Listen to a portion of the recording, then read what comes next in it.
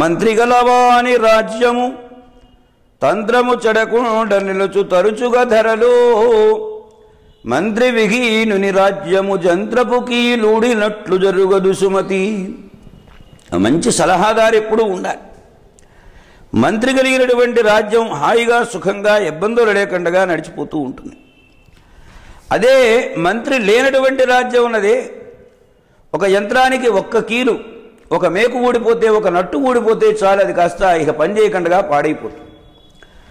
ప్రభువైనటువంటి వానికి యోగ్యుడైనటువంటి మంత్రి ఉంటే ఆ రాజ్యము సుఖవంతము, మంత్రి లేకపోతే అది సుఖవంతం కాదు అనే విషయాన్ని ఈ పద్యం ద్వారా తెలియజేస్తున్నారు. మంత్రి గలవాని రాజ్యము తంత్రము చెడకుండ నిలచు తరచుగా ధరలు మంత్రి విహీనుని రాజ్యము జంత్రపు కీలూడినట్లు జరుగదు సుమతి.